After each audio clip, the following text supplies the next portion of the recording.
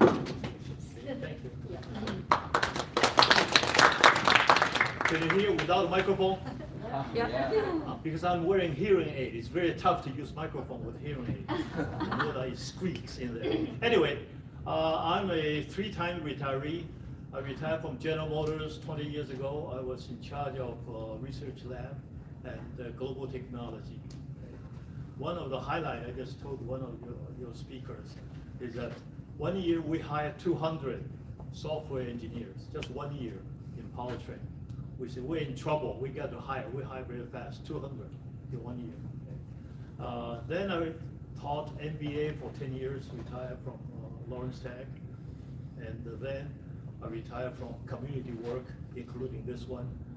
I'm doing the background support of all these young and capable individuals. Okay, so I'm serving as their support here. Thank you. Thank you so much. Don't leave. And really quick, as we talk about your hire program, you can, as you can see, the first, and one of the main goal is that the platform is for young professionals to network, exchange ideas, and share resources in career development.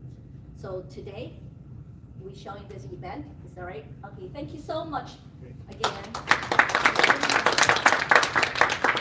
Next, let me introduce you to our partner, Michigan Coders Association, a friend, Charlie Xiaoqi. Yeah. Looks like there are some technical issues, but there's no worry. I can just give some verbal explanation. Thanks.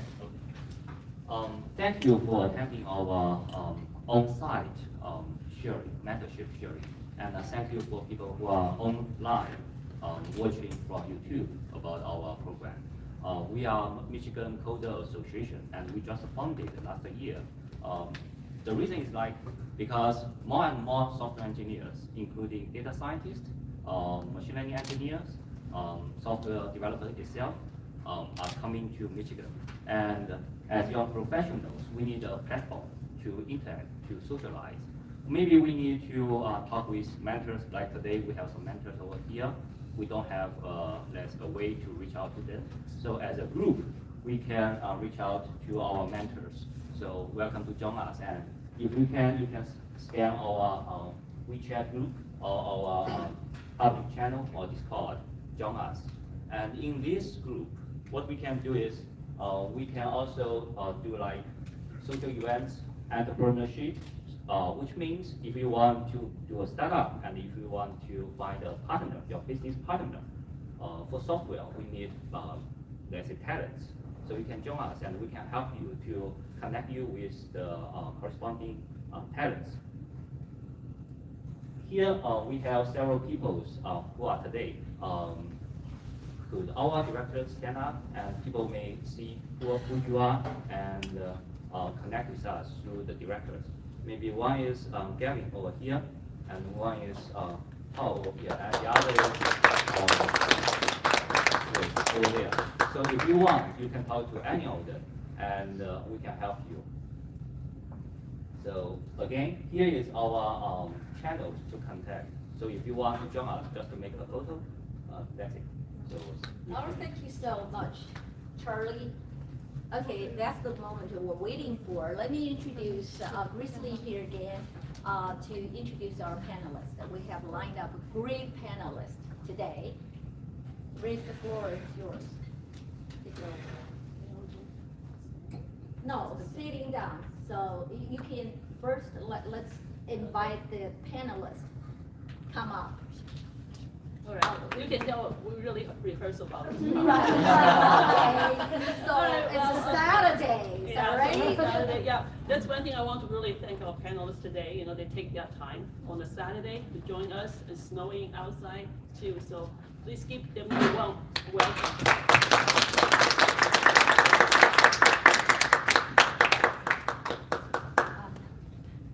Here, so what we're going to do is we're going to have one microphone, so after each talk, we can have the microphone. Okay. Well, So thank you, Lisa, for the introduction, and thank you, Charlie, for having us here today. We are very honored to be here to share our experience with you. And again, my name is Grace Lee. Today's discussion is something very dear to my heart. We talk about how Asian Americans can navigate the corporate ladders and maximize their potentials. As you're aware of that, Asian Americans, tend to be overlooked when it comes to promotional time. So how do we find, the methods, all the panelists today, they are the prime examples of how they break the myth.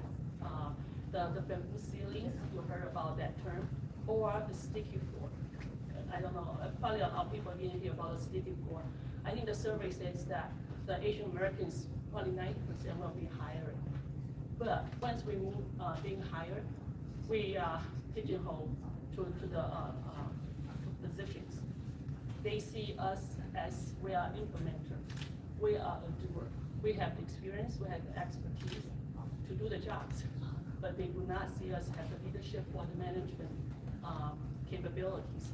So when it comes to promotional time, we are usually overlooked. So today we have three amazing, accomplished panelists to share their experience and expertise with us. Since Red Cat, you're the only male today, so we're going to reverse. We're going to start with you, so can you Absolutely. Well, good evening or good afternoon, everyone, and those who are watching live as well. As introduced, I'm Venkat Ramakrishnan. I'm currently in Stellantis. For those of you not familiar, Chrysler, which was a household name in the US, then became Fiat Chrysler, and now Stellantis over the last maybe 8 years or so. Right, so I've been with Stellantis since about 2013, so this is my year 10 in the company. And prior to that, probably like most of you, I came here as an international graduate student. I was at Michigan State from 2006 to about 2013, so way longer than I'd intended to spend in grad school, but transitioned from there to the organization, and I'm looking forward to chatting with you and discussing, whatever questions or, items that you have to talk about. Thank you, Lincoln. My name is Carol He. I'm the HR director in Ford Motor Company. I've been with Ford for 19 years. I actually spent most of my time in Ford in China. So I was the first HR they hired in the Shanghai office. Then similar experience as Jimmy, I hired the first 200 people in from China. And the first a couple of hundred engineers to start the research and engineering center. I spent about 14 years in Ford China, and I was holding the position of HR vice president in the Greater China region, where we have 10 manufacturing plants and 40,000 employees. And Ford has a really good culture. They develop people, so they offer me lots of job rotation. So in the 19 years, I actually have about 12 different jobs. So the latest one they offered me is you have done all this rotation in China, we want to bring you to US. So I was brought to US 5 years ago. I've been the HR director for the power chain organization, and also come to other HR CEOs. So I have been dedicated. I have got lots of help from many of my formal and informal mentors in my career, and I'm dedicated to help our young talents inside Ford or outside of Ford. So I'm very happy to join the session today. My name is Ling Long He. Sometimes I say Ling Long He, right? People say he, but he's my sister. She said her, I say her too. The last name. And interesting, when Grace Lee and Lisa they asked me to do something, I would say yes. Without even consider that. That's why I'm here for all of you here. I'm so excited to saw young professionals in the room.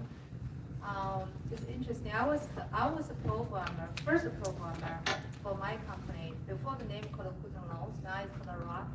Rock the family of a company. We have actually more than 10 companies together enterprise. Back to 1996. So so 27 years ago. And I want to join the team. We have 7 people in technology. So in 2010, I took the CIO position. That time we have 350 people. Why? 3 years ago, I actually co-founded another company called Rocket Central as vice president. I left the CIO position. That time our team already grew like 2,200 people. So we hired so many people. Pretty much I say, hey, you hired every single one of them.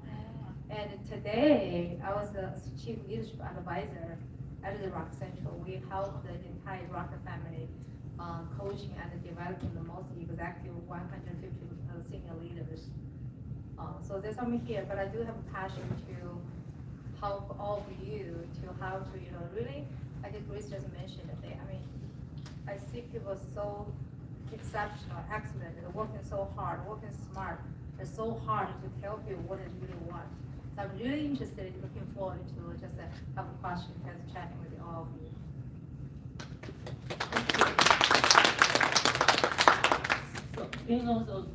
So, first questions will be for you. Okay. You have a very unique career. You talk about your time with Quicken Loan, but before that, you were a civil engineering professor in China. And then when you moved to the US, you switched to become a developer. And also being the first employees at Quicken Loan, even with the company growth, you continue to have sustain that leadership positions in the company. So can you share with us about your transitions and how you continue to grow your leadership skills? Thank you for Grace. So when I was in China, actually I don't know how to define professor, but I was graduate from my master's degree. I was teaching the university in civil engineering. Teaching the people. I come here 7 years. I was teaching for 7 years. I'll come here, and I probably all of you feel that time. We come here, we just need a job. We don't really care leaders. We don't want anything. We don't speak a perfect English, right? We just have a solid job, can get if we have money, can buy can use a car, maybe can save money to have a house. So I didn't even think about that so that was like the 30 whatever years ago, 1991 I was here. But after I got my second and master degree in the software engineering, people like to do the computer because first, easy to find job, right? That moment, I think today in IT it's still easier to find job. So for is job security. But after you find job, then interesting, you have less chance to talk to people, you talk to machine. You should feel easier, feel good. But how you actually can really make a more impact, I remember a small team, people ask me, what is the defined moment that you want to be a leader? Seriously tell you, because I also working hard, I working pretty damn smart too. The problem, if you're only the one can do, other people cannot do, what are you going to do? You're going to work in 7 by 24. The people ask you, people doing that, well, wait a minute, I cannot live that way. I'm going to teach other people how to do it. So I'm starting to teach other people how to do my job. So then people can do, then hey, you should be a leader because you all, teach other people do it. Okay, I don't want to be meetings. Meetings just waste my time. How you guys think about meetings is wasting your time, right? So that still don't understand that meeting and communication is so important. But I don't want to tell my whole thing. It's going to take like 2 hours. But I tell you, in my journey, be CIO, be director, be the president, and be chief leadership advisor, for me, I always actually enjoy what I'm doing that moment. Even this moment, I really enjoy what the advisor mentoring people. One CIO, I really enjoyed it. One program, I really enjoyed it. That's why I was like a top performer. They want me to be a leader, right? Number one, love what you do. The one thing I do want to talk about, actually 2 days ago, our own company, they interviewed me as well, because it's a woman month, the Russian thing. They're asking, is it so important if all of you want it, speak out louder. When we grow in China, I'm not sure this generation, when we're there, we try to be humble. We don't tell people what we want. We want to say we're going to work so hard, so smart. Then I wish this HR leader would find me I'm good, right? You look at that. I mean, in Chinese it's called 伯乐, 千里马. I'm not sure if you understand what I'm talking about. But in here, not working. If we do that, we know. You have to tell people, actually, even say, you feel you're not ready for leader, but you have passion, you tell people, hey, I enjoy what I'm doing as a program, but I have a passion to be a leader someday. Give me a chance, how can you develop me? Hey, can you be a mentor? Because I'm really interested in leadership. Please tell people. It's okay, I feel like interesting people, especially from Asian, we are so humble. We try to be quiet, we don't tell people. People will say, are you sure I'm okay, I can't do that? Doesn't matter. Tell people what you're actually willing to do. You know why? You possibly not have a capable at that moment, but it plants seeds in people's mind. You plant seeds on the leadership. Then you're looking for different mentor. So I don't want to take it too long, but I think we can maybe give the question, but I just want to speak what you want and move forward with that. So, Carol, you have a very unique position. I think in most people's mind, HR is not important. It's not glamorous, it's the powertrain, the technology. But actually, in big corporations, like Stellantis, Block4, HR is very powerful, more than people realize. So I just want to kind of maybe go back to basic. What does HR do? What's our functions? How it helps, to on the career-wise, and why we all should know, what the HR in our company, so that way in the future we can help us to grow too. Thank you, Grace. It's very interesting because when you made a question, the American visa officer asked me when I applied for a visa like 6 years ago. So you say, oh, you're HR info. What do? You hire people, you interview people. How many people you interview every day?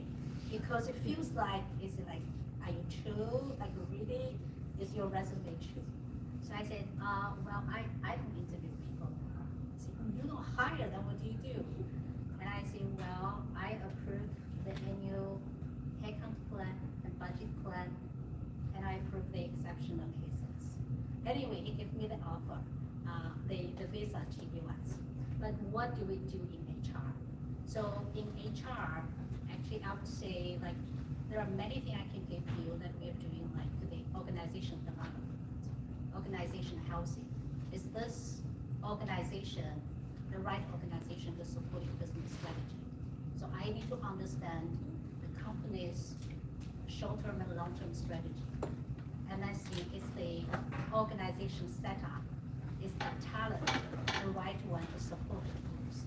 For example, if we are changing from the ICE to electrical cars, do we have enough electrical cars? Is what do we do in the now, the short-term future or long-term future? That is why I was talking with Jamie before the meeting, and he already started to hire so many 200 softwares 20 years ago in GM, in powertrain organization. That is what they plan for the future. That is the strategy can only be achieved by the right people. So what is the talent you have? Do they have the right skills?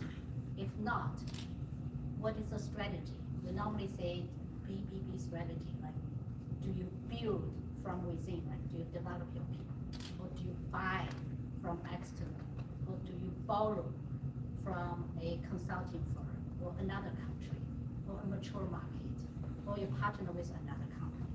So what does that mean? So organization, healthy, and the talent strategy are the key things. If you talk more about that, it's definitely the business, when we do a merge and acquisition. I have been leading a program to buy a new manufacturing plant in China, and that is a traditional Chinese company. So the culture is totally different. People are different. Our company office in Shanghai, that company is in Harvey. The weather is different, all the things. Salary structure is different. The way that people talk to each other, the way they have meetings are totally different. How do we ensure that these two groups can merge with each other and work with each other? So those are the merge and acquisitions. And if you talk more, how do you ensure that when you hire the right people, are they happy and engaged?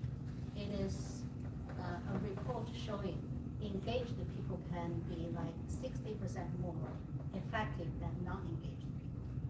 So how to use your people? How do you tell if people are engaged? How many people quit from your company? Why are they quit? Where are they living? What is the problem? What are they not happy with? They're not happy with the supervisor. How can we help supervisor to improve their leadership skill? So those are the employee engagements. And of course, there are many other like compensation and benefits. Like if they want to move a talent from China to US, do we need to pay for her rental or car or schooling or not? What is the market doing? How can we attract the right people? How much do we pay? How much do we pay that we can afford? So those are the compensation and the benefits. And of course, many other like the supporting, safety, like the people's working environment, those are under the HR umbrella. So I would say that is a very big engineering project differently. But that is where I'm really enjoying. Hope that answers your question. Thank you, thank you. So next, Venkat. So many people think Asians are good technically, and we can deliver tasks, but they see us, we don't have the management skill. So what do you think, set you apart? And how do you think, besides technical skills, how can we grow our leadership and management skills? Okay, so getting the task done, right? So I think that's so take a step back. It's a perception that, we are typically good, and that's to do with our culture or upbringing, hey, score the best exam, your exams are coming, score the best marks or whatever. So I think a lot of our training has been task driven and, object driven in terms of what is the next assignment and how you get to it, right? So I think every organization needs that, and that's why I think all of us over here are likely to be valued members in an organization.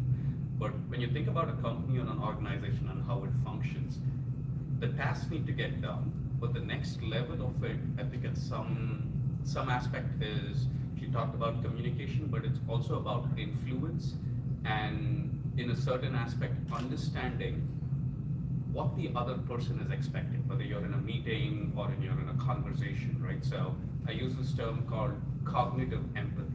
So what it means is understanding the perspective of the other person and then delivering your task to them. Why this becomes important, again, a lot of you are from the Michigan Coders group, I believe. You write a piece of code, right? So when you think about it, you might be the best coder. You could stay up until 2 a.m., crack a code, write it, and deliver it, and it does a certain piece of puzzle, right? But how is that fitting in with the larger scheme of your organization, right? So if you are not writing that code, if it's passed on to someone else, right? How easily transferable is that same?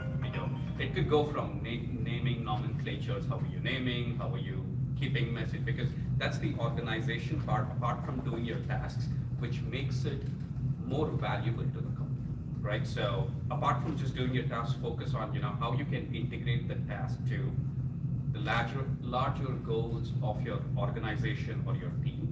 And the transition to leader, I think it's a coy way to say this, like everyone talks about everyone is a leader in the organization, and I truly believe that, right? So right now in my role, right, so I'm supporting most of the vice presidents in propulsion systems, and anytime they have an issue with, hey, I don't know where my battery thermal model is, right? So they go into what we call the deepest parts of the organization, to the subject matter experts, to the technical experts who know how to get those things done and deliver an answer. But for you to take the next step in terms of, hey, I want to become a supervisor or a manager, right? So you need to be able to take the next step in terms of not just doing the task, but being able to understand the influence your work has, and also comprehending that you cannot do it all on your own, right? You need a larger team to do it, and how do you engage different team members? How do you see their perspectives to arrive at a common goal is probably what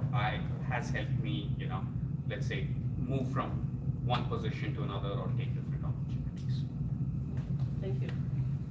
I want to go back to Carol. When you move from China to the US, even though it's the same company, I'm pretty sure the culture is different. And so how did you, there must be some surprises and challenges. So can you share with us the differences? Because, I think most of our audience today is from China. And how can they fit in, from their, the backgrounds, how they were, brought up and tell the US cultures. And also you talked about you are also leading the training programs they have for helping the Asian employees specifically. So maybe you can share that with us. Okay. Yeah. When I moved from China to US, I didn't anticipate much of the difference because I think it's Ford. I know so many people in Ford. Like I've been working there for 14 years. I worked for so many different functions, but it is different. It is different. We still speak English. From a language perspective, the people here speak much faster than those foreigners when they speak in Shanghai. So it's different. I have to sometimes really take notes, focus on and follow up to really understand 100% of them. Life is a challenge. I have a teenager son living with me. It's a big challenge. But the bigger challenge is I'm talking to the people who are actually in a different work norm with me. I look at all those young faces. I don't know if you ever work in China. You may heard about 996. Right? That was actually my no-no. I work extremely busy hours when I was in Shanghai. Even my boss never asked me to. I was just used to work on that. And here I found people say it's better not to set meeting with me on Friday afternoon. That is my thinking time. I try to understand that. And more about I'm talking to people who may spend most of their time in Michigan. So I found that sometimes I need to remind them, hey, in this program, just the work for us in US, we decided to apply for the global organization. They said, oh yes, we need to check with Europe, we need to check with China, with India to be sure that works. So there are some of the difference. So I am trying very hard to see how does that take for me to get used to here. I probably still in the learning process. I believe many of you spend more time than me in US. But what has been helping is first connect with people. Talk to the people that I normally run into someone who are so excited to see me in the canteen because they have been working with me in Shanghai. They say, oh Carol, I love the days we work there. Do you remember what happens on the 33rd floor when it's in the annual dinner party? I start to connect with them. And they're from all the different departments. So I can ask them what are the tips that can help me to consume? They give me great tips there. And then they can introduce me to other person and say, okay, I know that you need to solve that problem with financing. Better talk to Mark first before you talk to Felix. So those are the tips that you understand what are the connections between the people. So networking has been very successful, help me to go through that. They can tell me all the stories. And also the resilience, many people tell me, yeah, we understand. When my first time working in US, I go through this. So you feel you're not alone. You go through the process not because you're not smart enough. It's not because you're not working hard. It's everybody goes through that. So don't blame yourself for encountering many things. And once you overcome any of the obstacles, you become stronger. It doesn't kill you, it will make you stronger. And it will make you so much better person for yourself. Still say, I don't think I am a expert on overcoming this, but at least I know 20 different ways that doesn't work well. So still hang on there. I believe enjoy the truth in the journey. Thank you.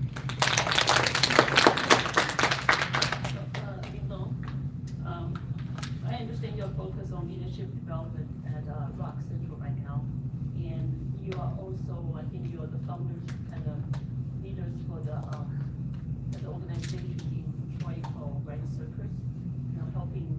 Experience IT, yeah. Right now, the team for Experience IT, they're helping, people who want to change careers and become developers. So you have many experience in mentoring people. Can you tell us, how do you see the Generation Z and Millennial right now? Because I think we have a very young audience, and they are very different than how we're thinking, and how can we bridge that gaps? Because I think we still have a lot of, upper management is in different era, and how they can achieve what they want and helping the company. I think both way, because senior leaders, if they are a certain age, they also understand they are out of date a little bit, so they understand the young generation. But as generation need to be taking the responsibility to teach how you think differently. I give you an example. My EA, my executive assistant, changed over the years since I've been with the company so many years, right? So she is pretty young. She's my daughter's age. It's interesting because I have a new team member. They take a vacation. They will say, hey, during my 3 days vacation, don't call me, don't text me, don't send email, don't bother me, period, right? But that comment in the older generation way, you never say that. Because your leader not going to contact except if there's an emergency, right? Think about it, it's very technology. Your system could be crashed. People don't want to bother you until they have something need you. But this team member will say that loudly before they even go. Okay, this is my time, don't bother me. Ooh, it's interesting. But of course, I try to understand. I talk to my EA. My EA said, Linglong, that's the way now. That's what we live. We actually really, our time is very important. My project time is important. And the only thing that but in the past, when we work, my leader will contact me 24/7. 3 o'clock, and even Thanksgiving, he will text me like 3 a.m., ask me something. I will think, I need to respond right away. But so that's the generation difference. However, so important though, one thing is the same. If people actually give you a job, you need to actually get it done. They can respect your privacy, respect your time, but you need to get it done. So if you promise, you need to have your promise. I think they both actually mentioned that the one mentioned empathy and the networking, that's so important. It is, if you as a coder, if you're IT, I know it doesn't matter what you do, you need to understand your job, how it impacts the business. How do you really, I think that you mentioned that when Ken mentioned influence, right? So you really understand your job, doesn't matter, your piece of work, how to connect the entire picture. So your impact to the business, that's actually important. But you cannot say that's not my job. It is your job. What do you do? How do you impact it? So for young generation, sometimes when they work, they have a music on, right? They have music, they have the plug. So it sounds like, hey, thing. Some leaders, they don't understand. So I would encourage you, tell your leader. If your leader is a little bit older age, of course, the same age as you, they must understand it. But if it's much older, like 20, 30 years older, you tell them, hey, whoever, I'm going to do a good job for you, but my style is this way. I may actually, I listen to music, listen whatever. Actually, I think my quality is much better because I take off the filter off all other distractions. So it's okay to take a little bit ownership to introduce, to educate other people your working style. It's very important. Don't assume they know, they don't know. They do not know. Even they have kids at home, they do not know because when they raise the kids at home, they're not working together, right? It's just the family, they don't really understand it. So I do think it's important, and this is the one thing for bridging the gap. And the second, network is important. If people sometimes more tend to be, I think the Carol from HR must know better. Especially current difference. Sometimes people only have a build a relationship, they feel like they're going to be help them in the future. Don't do that. Because anybody can actually be a benefit for in the future help you in a certain way. Or you can help others. So when you help others, didn't mean you want to actually return back. Just naturally, if you can help, build a network for anybody, if you can. Don't say, I'm gonna build a relationship because she is HR director. She's gonna hire me for next one. I don't need to bother for Jamie. He's retired. He's no use for me. But that's actually important because I think that in the Asian culture, I have a little bit of that. Say, well, I'm gonna build a relationship with people I think are useful for you. That is totally missed. Don't do that. That's one thing. And secondly, when mentioned empathy, I'm just at the in the words it's called EQ, right? EQ, you have emotional intelligence. That's such an important thing. And especially if you're in the technology, sometimes technology we're proud to call ourselves we're nerd, right? Say this is something we're smarter than others because we're gonna think. But smart is only if you think it's IQ, but your EQ in today's world, if it's not the same, it's not actually higher, more important than IQ, at least the same. I want to adjust that. It's so important because how to understand others, how to actually acknowledge yourself, your weakness, your strength, how to apply your strength, that's just, there's a book called Emotional Intelligence 2.0. If you have time, I encourage you guys to check it out. They're actually testing your score first to see how good you are. You can check it out. Thank you, Linda. Kate.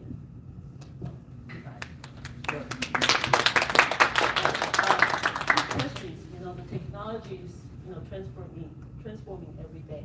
We see the AI coming out, we see the EV, the mobility. But as you become a manager, you cannot target to getting far and far away from the details of the technology, because you'll be more focused on management. So how can you manage the project and make sure what's the right direction? And also, how can you stay current with the technology? Because maybe we have seen a lot of cases with the people move up, to the ladder of the corporations. They do not really understand, and you listen to their direction, their speeches, like, this guy has no idea. So how can you still stay current? Okay, so the first thing I would say is, I think most of us, we are well educated. You're in, either in grad school, undergrad school, or you're, working in an organization right now. One thing that has helped me at least keep current is, not that I have it, I'm trying to develop it every single day, is something I call childlike curiosity, right? You need to be intrinsically curious about your area of work. That's when you will have fun, right? So if you're going into work every day and thinking, oh my God, I need to write a bunch of code, I need to do this, and I want to just go back and watch the next Netflix series, right? That's fine too. That's a well-roundedness that you're developing. But at work, whatever you're working towards or working with, I think having that innate curiosity on why you're doing this, or if not curiosity, I would call it a self-reflection. Why you're doing a certain job that you're doing, understanding yourself better to connect with what your strengths are. What can I do better than, or help the team move a certain task forward, and being cognizant of your own weaknesses too, right? So one of the things I say is I'm not very good at organization because, all through my life, I would study the day before the exam or go, at the last minute. It was good as an engineer, right? So if there was a task that needed to be done, I was motivated, I could go get it done. But when you make the switch to a supervisor or a manager, right, all of a sudden you're responsible for ensuring the timeline of work of everyone else also kind of plays along, right? So you need to start focusing on more, planning, organization. How do you, kind of connect different bits of the organization? In terms of keeping up with technology, again, at least what's helped me is, I try to read a lot, okay? And again, it's not necessarily, hey, I need to know about AI, let me read it, right? It could be whatever piques your interest, right? It could be long form podcasts from, Lex Friedman or whatever your favorite topic is, right? So the more exposure you have to a broad range of ideas, the more you can connect different pieces of it together, right? So think of your, when I read things, I'm like, okay, I'm always curious. I'm like, oh wow, that's really interesting, right?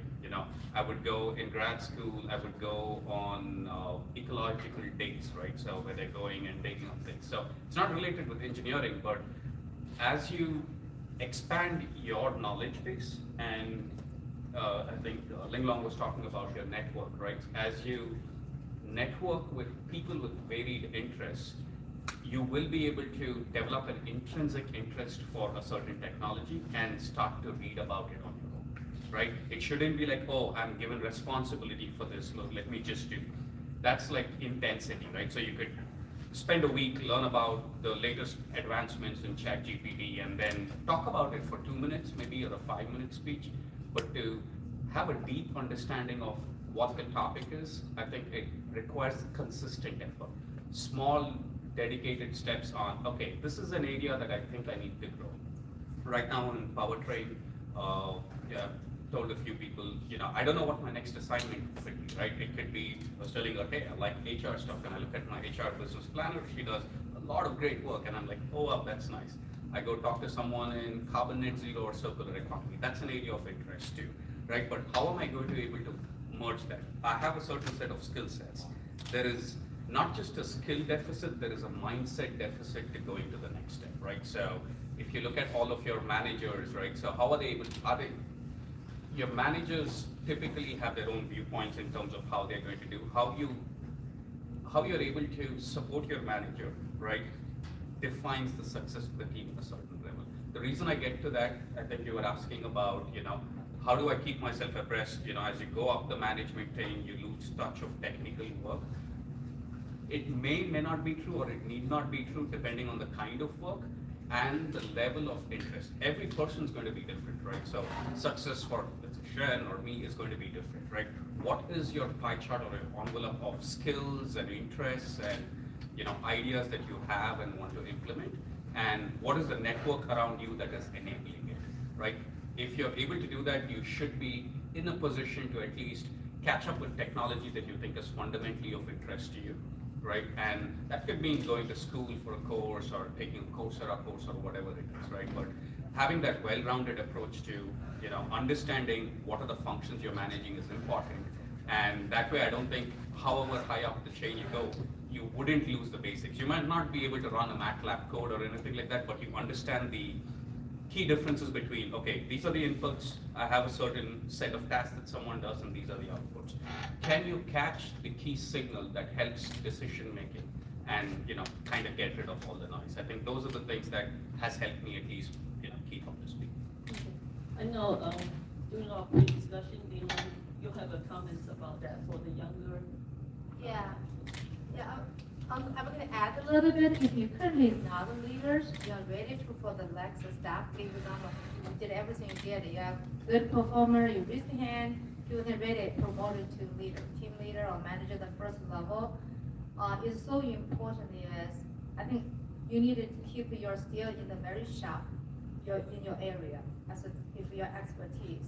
Don't assume in the future I'm going to be CEO. I'm going to C-level, whatever. I don't need to worry about the skill in the subject area. I think that even important is first level so important because why is give you a chance. Is leadership is not for everyone. Some people actually really enjoy it, some people don't. So, but if you did 2 years, you want to get back to your expertise. If you're losing that skill, that'll be too late. So you have to keep it very courage and understand. Even you go to the ladder to the director level, to the VP level, I think it's still nice. Even C level. If in our company, our executives always actually know what your stuff, because there are other people losing the credibility. But I think for first level, it is so important that you practice both. You practice both. You need to have both. Even doesn't matter how many leaders people report to you. If you have 15 people, say, I'm too busy. I do have leaders that I'm too busy. You keep it every week, one-to-one, the meetings or whatever, I don't have time anymore. No, you have to have the time for you to keep that skill.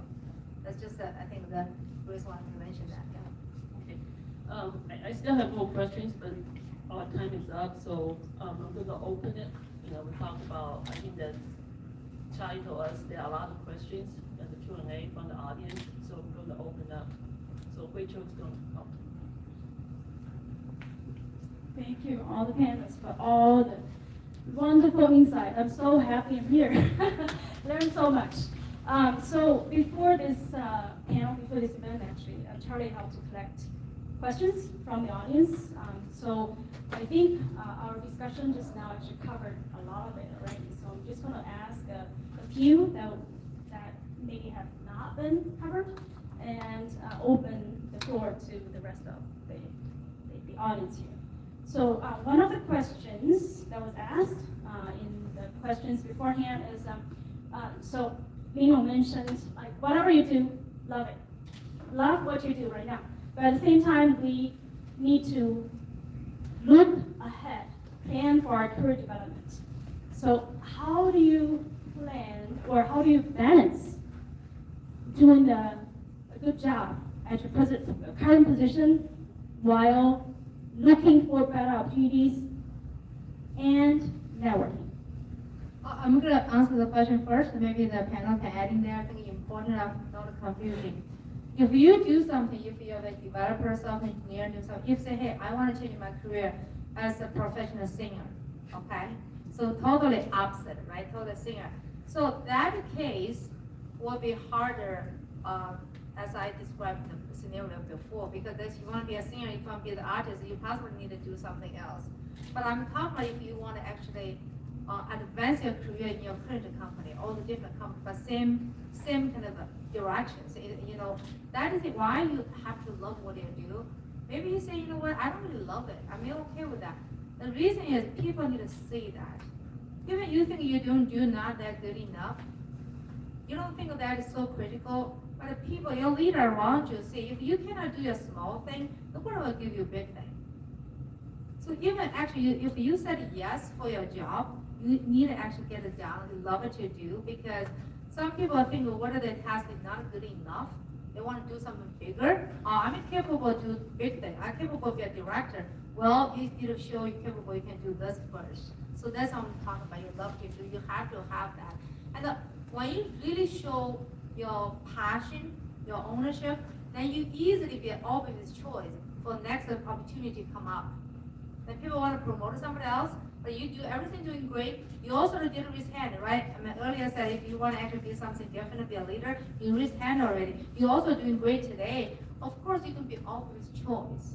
That is something I want to mention that. But if you want to be a singer, totally separate, I don't know how you balance. You need to figure out balance. Okay, I have something to add here. You know, I always, when I mentor people, I always have them develop a chart. You know, I think there's a book called Seven Habits of Effective People. That's, you know, one of the books article best for leadership development. One of them is say, you know, begin with the ends in mind. You know, if, for example, in 5 years, you want to be the director of your department. So start with the 5 years. You want to be director of the department. And you can, you know, look at your current directors. What kind of skill set do they have? What's their strength? You know, how do they present themselves? And then that will be your goal in 5 years to reach that point. And then you have another column, list your strength. Why do you think you can make it? And another strength to see why you cannot, why are you short of? Communication skills, the experience, or the knowledge.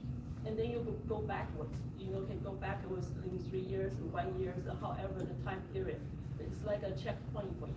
So 3 years from now, then I will, you know, improve my communication skills. I'll join the Dale Carnegie class to have my presentation so I can speak. Or I'm going to, you know, go back to school. I'm going to take classes, you know, focus in these areas. So that's one way if you want to, you know, have certain career goals, and that's one way you can, you know, help you really systematically to achieve that goal. So, Oh, okay. So, to add to it, right? So overall, change in careers or whatever, I mean, we're harping on the same things, but as there are positions open in your company or outside, how are you making yourself eligible for it? And that is primarily, if I'm looking for some open position, right, I'm typically going into my network of people, thinking about past experiences that I've had. Hey, I know this person was in software X, but he was really interested in integrating X, Y, or Z. And that conversation, maybe it was a hallway conversation or a mentoring session or whatever it is, right, encourages me to go and reach out to other people, right? So I think identify what you're interested in as your next step, right? And as she said, it could be singing, you could do that on the side, or it could be whatever it is that you want. The 5-year goal is good, a 3-year, 5-year, 10-year goals are good. Those are very, very hard to develop. I struggle with it every single time, right? So it's super hard, right? Like, I don't know what I want to be in 3 years, right? But what I'm constantly trying to do, for the most part, is tell myself that, hey, okay, I want to develop, skills in X, Y, Z, right? So, and people might say, oh, it doesn't really, it's not coherent, right? It seems too non-linear. I'm in powertrain right now. I want to go into manufacturing, which is a completely different thing. But as long as it helps you define what your bubble of, what skills you want to develop, I think you should try to, expand as much as you can in terms of your knowledge set, right? And work towards that. Talk to people. The more you network with people, I mean, it's a term that's cliche, but your network is your net worth, right? So the more network you have, the more exposure you have to opportunities of different kinds, and more, let's say, pathways you can set for developmental opportunities. That would be what I would add to that. Thank you. Thank you. I think the second question is a continuation of the first question. So especially for the newcomers, as you know, the audience today are mostly post-millennials, so Gen Z even. So newer to the US, newer to the job market here, newer to the culture. So where should they look to find those managerial positions or better opportunities?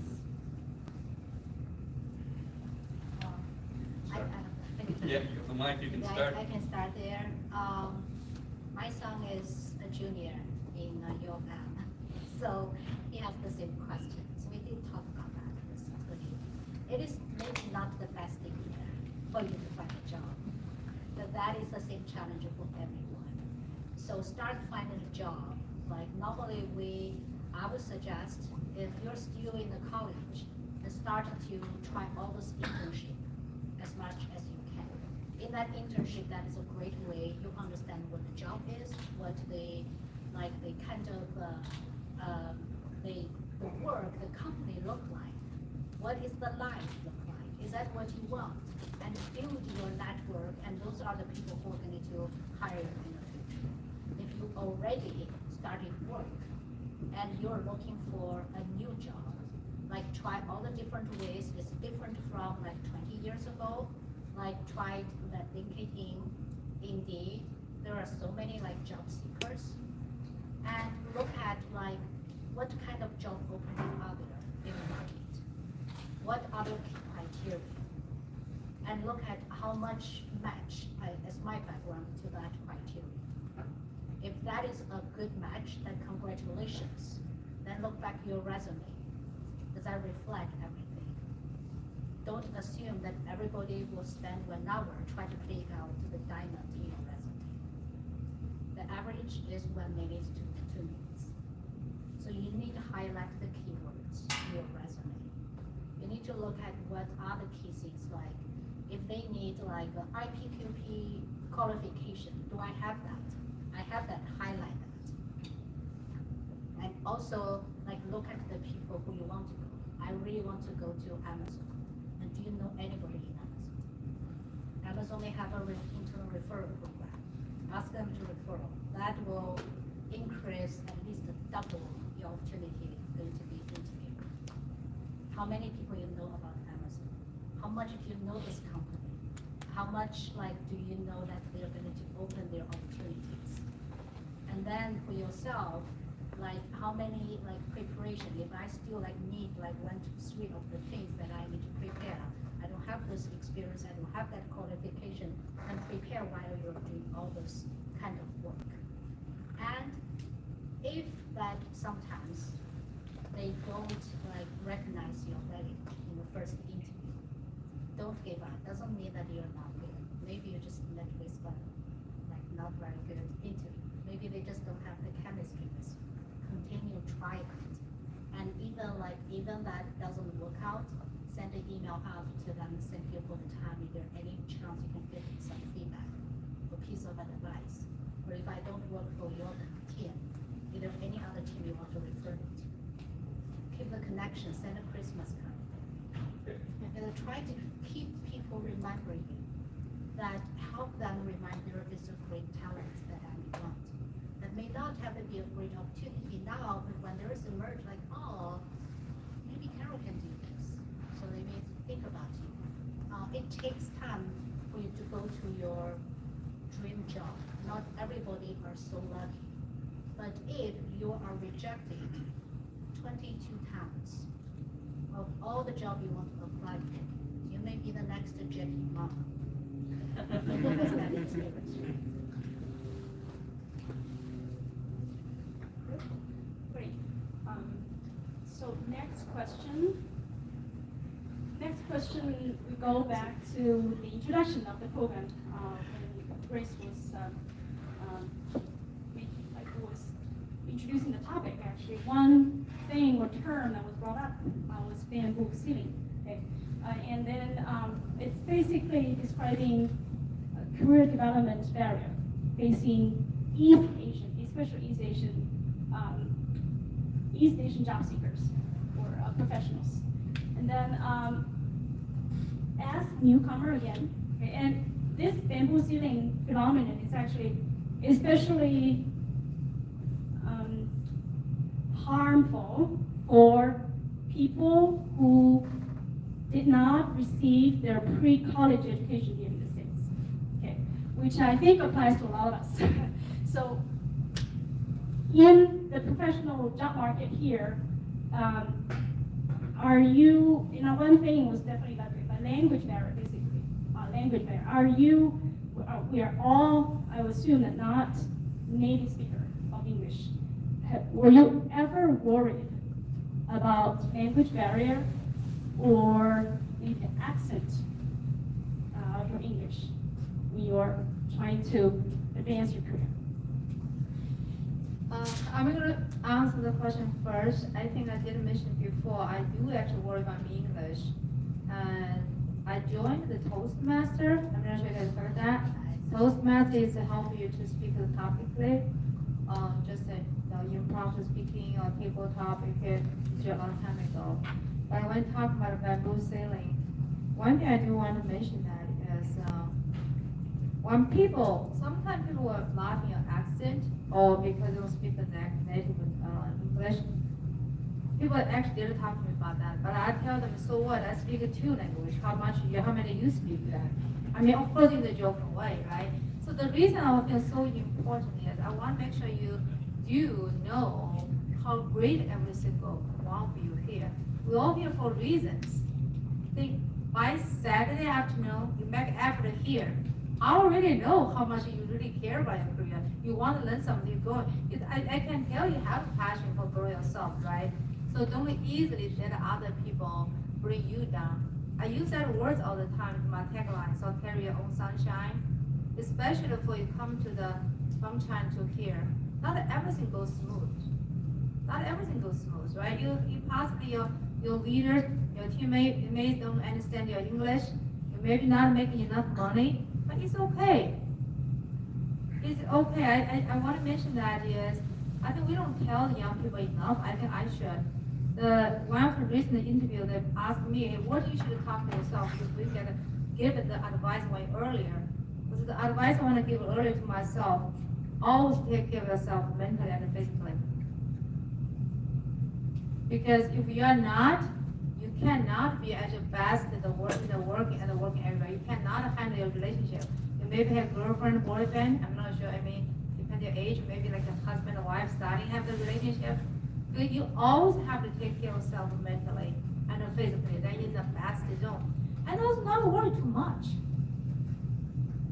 I don't want people, I understand we all have different opinion, even Bruce mentioned 5 years. I mean, I was with the WinCat, I wasn't enrolled by 5 years. I don't actually, every single time, I enjoy what I'm doing every moment. So sometimes opportunities come to me, I don't really know what the next year I'm going to do. Last year I was the president, this year I'm chief leadership advisor. Next year I could be able to go to Berkeley to study again. Who knows, right? So I want you to enjoy what you do. Actually, that's very important. And one thing I was mentioning is I did in my company, because I was there 27 years. I never really so I tell people I was the owner. You know, the owner is Dan Gieber, actually. He was the real owner for the company. But in my technology, my speech to public, I tell people I'm the owner. The way I handle it as the owner as well. I want to share with you, I want you to do too. If you do whatever the company you're working on, treat it you are the owner of this company. Then you have a confidence when you speak. Because at the end of the day, what you bring to the table, it's not your actual race, it's not your age, it's not your gender. It's your IQ, EQ, your voice, and your courage. Courage, I want to mention that because sometimes we feel we're good enough, but we're scared. We don't speak good English. We're not say that. Or we are not have I don't want to be voice on the table because they're all senior, they're all managers. I'm just a young people, I should be sitting on the corner. No, sitting on the table with whoever you think they are good, you are good enough too. Then say something, be encouraged for that. So I feel like it's important to appear when we say the selling part, because selling is not other people give to you. Most of the time we give to ourselves. Most of the time we feel we are not good enough. That's I think I wanted to share with you. Don't set a selling for yourself. You actually, if you acting as an owner, people look at you as an owner actually. Just like you look at the mirror, right? If you smile, you start talking to people. Yeah, even today, as a speaker today, I was a chief leadership advisor. I advise all CEOs, actually, they come to talk to me. They say, oh, there's a word I recently learned about imposter syndrome. I'm not sure you've heard that. A lot of women say they have imposter syndrome. Yeah. Basically say they don't think that they're good enough for the job. Well, so wait a minute, I also realize sometimes I'm not good enough for a job, but I'm not afraid because I'm gonna practice. Just like when you're not gonna be first day, you're gonna play violin beautifully, but after practice you will be beautifully, right? So it's not imposter syndrome. You have to understand by practice, by learning, you will get there.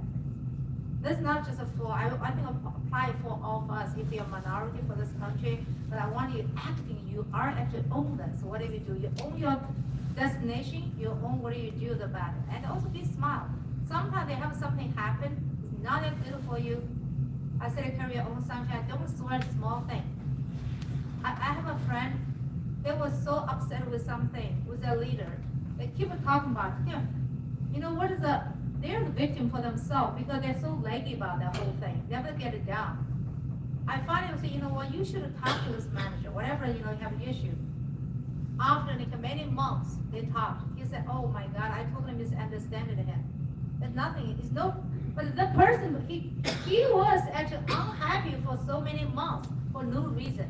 So don't sweat a small thing.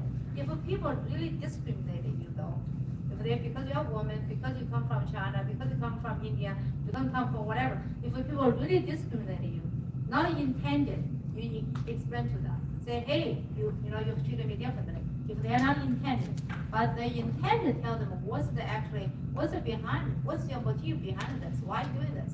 Right? First, give the little tolerance to help people. Then, if it's really case, bring to HR, talk to Carol.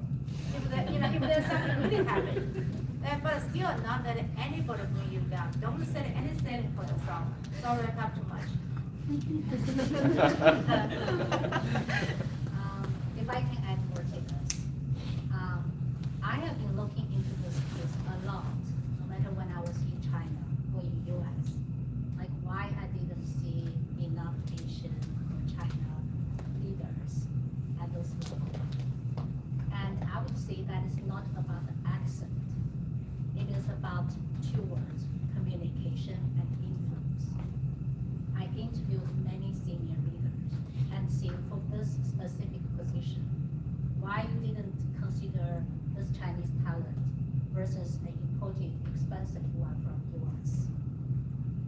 90% of the case, they give me the feedback is about communication. Let me tell you, if you are like grew up here, like if you had the education from middle school, high school, you may have totally idea about communication. Then those who come here after like in undergraduate school or graduate school, because that is a different game about the communication.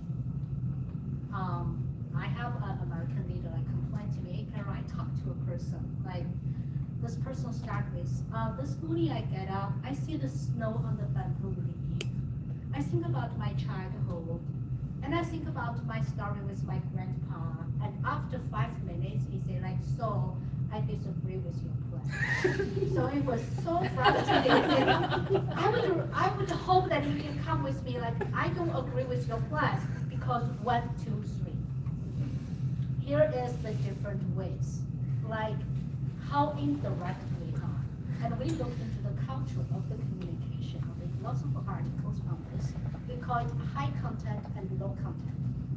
The low content is like the country we see with like US or Sweden or like those European countries. They're more low content, like I disagree with you means I disagree with you. And in many of the, especially like East Asian, including like China, and even further is Japan on that road. Like that is like scientists like that report. There are 100 ways to say no, and one of them is yes. So it's really frustrating for many of the people from the Western society. Like when you say that I don't get you, I don't know what you mean. And when you finally see you disagree, I don't know your supposed point. What is your point? So, like, of course we cannot, develop this car. This doesn't make sense. And how many of them just stop there? And they actually start waiting for your 1, 2, 3, and it stop there. Why is that? Because the education system that I grew up with, maybe you're different. I grew up with my performance in my school is evaluated by my score in the examination. The only criteria that I can be selected to a best school or good university in China is about Gaokao, right? The examination, the score. That means in many of our life, when we grew up in China, we are evaluated by the result. But if you look at how it is evaluated in the US education system, only like maybe 30–40% are about the final mark. Like another 20% about your participation in the class. Another maybe 25% is about your homework. So how much they spend, their emphasis on the process versus the result. That is why you can understand like why people expect you to explain the process versus the final result. So when a Chinese people who always get used to talk about the final result, like, I don't think we should invest in that country because that is the result. Because believe me, trust me, I've done my work. This is the best, and they are waiting for your 90% of this. So this is about the communication. So how your communication is not about your accent, okay? And then another thing is about influence. And I was actually talking to the young people in Ford yesterday. I said there are 10 different influence skills. Logic and fact is only one of them. How many ever use the other 9 influence skills in your life? How many tried to tell a story to influence others? You even maybe never heard about that. So influence others, try to buy this book about influence. That helped me a lot. Like, no matter your communication or engage other people or you negotiate with others, that will help. That is where I believe it's not, sometimes I would say, in a neutral way, it's not about discrimination. There is a gap in this area, which is a big part of the leadership. All right, we have one last question from the previously submitted questions. At the same time, after this question, we will open the floor to the audience. So if you have questions to ask, you can start to prepare yourself. I think the last question is somewhat technical because So some of the, especially the young professional starters, they choose to come to Detroit, choose to stay in Southeast Michigan because of what we're known for. We're known for the automotive industry, even though this is an association of coders, right? But you may work in different industries. But one of the reasons I believe that keeps you here is the automotive industry. So if you're not currently working in an automotive industry but wanting to get into the automotive industry, what should they do? Okay, so again, avenues for getting into an industry, there are, like, if you're in school, there are a lot of, recruiting events, all through fall and spring and summer.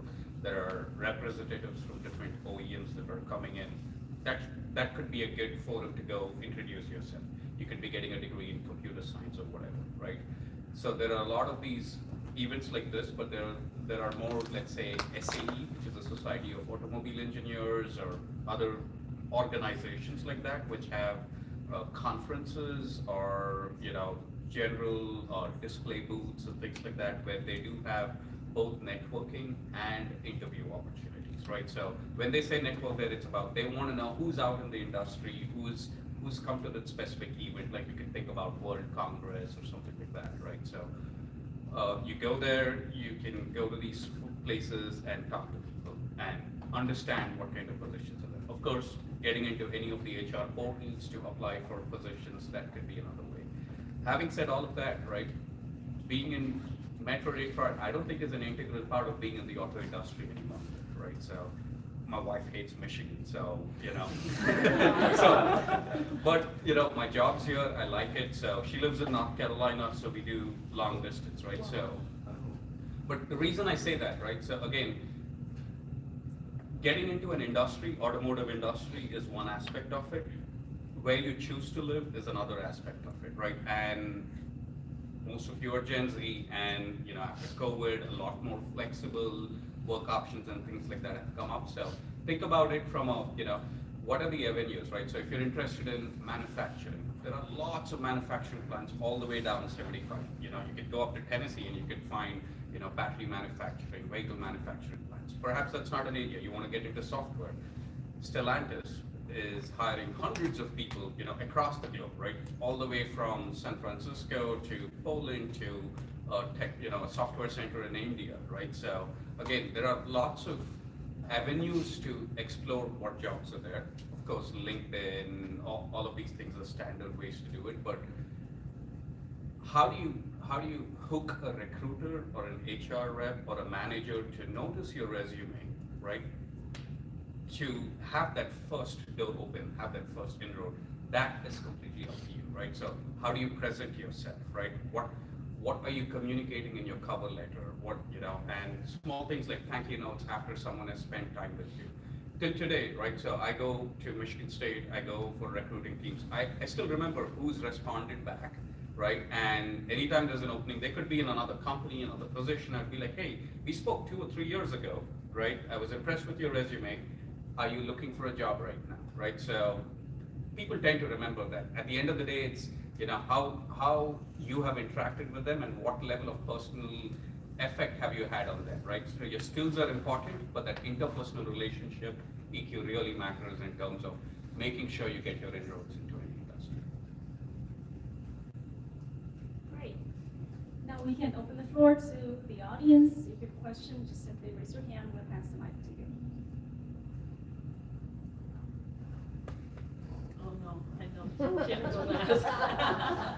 I have a question, not for you, for everybody here. How many of you have taken notes when they are talking? Good. Secondly, how many of you intend to follow up, to call them and write them after this meeting? That will solve your glass ceiling problem. That will solve you breaking out, finding new jobs. So that's my question for you. Okay? Jamie, good point there, right? So the glass ceiling and notes and things like that, right? So this is a mentoring session, right? And I know we have not had a focused mentoring question, right? So one thing I did want to mention as I was talking to Shen earlier, right? mentoring is a very personal experience, right? So it's good to, have us give, general thoughts and philosophy, it's good, but it's about that personal connection and you being completely honest and trusting whoever you're choosing as a mentor, right? I have several mentors in my career, right? So, and a mentor always need not be, and there is a misconception that, we think mentors have to be a director or a VP or whatnot. There are skill sets in and around your team, right? Like when I was a manager, we had, young engineers in my team. I was completely in awe of how they, either communicated their message to them or how they handled themselves in a tense situation. So there is opportunities for why you're mentoring, right? Hey, you have a certain issue, you want to advance in your career, you want to develop different skill sets. It need not always be, a career progression related mentoring, right? So be honest and open when you're having that one-on-one relationship and ask feedback, right? So the glass ceiling concept, right? So of course there is discrimination in the world across a lot of different facets of, how we are divided as humans, right? So that's there. But if you put a more positive spin to it, like, okay, communication could be an issue, right? So, but in your individual case, if you're looking for another assignment or another role, really getting a holistic perspective on what you can do to break that glass ceiling. The glass ceiling could just be, getting into another organization, right? So I want to switch from powertrain to, whatever it is, manufacturing, as I was saying earlier, right? So when they look at my resume, it would be like, oh, he doesn't have any skills on that. How am I going to trust that he's going to be able to do that job, right? That happens when you nurture that, talk to people in different areas, identify what kind of assignments you can get involved into, get a foot into the door, right? That's what it comes down to. But anyway, question time for you guys. Yeah.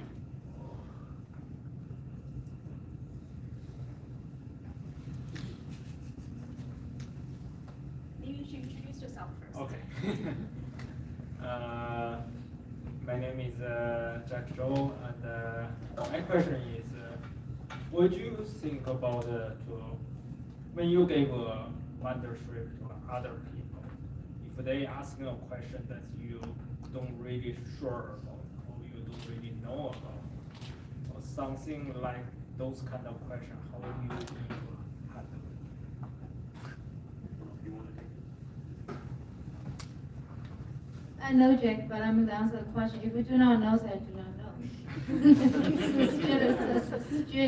I do want to mention that a bit because I'm on the other side a lot because we have a new people who have more young generation in our family company. They always want to schedule a half-hour meeting with me, so I'm sitting there. It's interesting. It's totally different. Because after they leave, you say, oh, see this one, for sure, they're gonna have, you can see why they're gonna have future, some they don't. Some people schedule half hour with me, ask me 4 questions, then silent, dead silent. I don't know what they're actually looking for. They ask, oh, which year you come to those? I tell them which year. Can you tell how, they did a homework, they did a 4 questions, oh, I check your whatever, go somewhere, Google find you. They actually, the question, they already have answered. Because whatever they asked, they already knew. They did the research. But they, it's interesting. I actually sometimes have to switch the chair. I think you schedule for me for a reason, right? Why you actually want to schedule a meeting with me? Do you have any purpose for that? I try to actually pull from that. So important, I think after the session, we talk about so much networking. We may gonna go back study networking. Why networking? Be prepared. What do you really try to gain from that half-hour connection? So you possibly can ask some 3-4 questions, just get excited by what's going on. Then you tell them what do you do, how you do. Then you tell them where you're interested. Ask them advice. After advice, ask them, do they even have a chance to recognize you for something? So make sure you have that action tends to for other people, not just asking for questions that they're silent. Very accurate, but that's very important. But back to Jeff's question, people ask me question, if I don't know, I absolutely say I do not know, because I want to show good example. People need to have because especially in SA, when Carol talked about communication, you try precisely to answer the question in the time frame is so important. I saw you actually just had for questions. I think you want to have questions, yeah.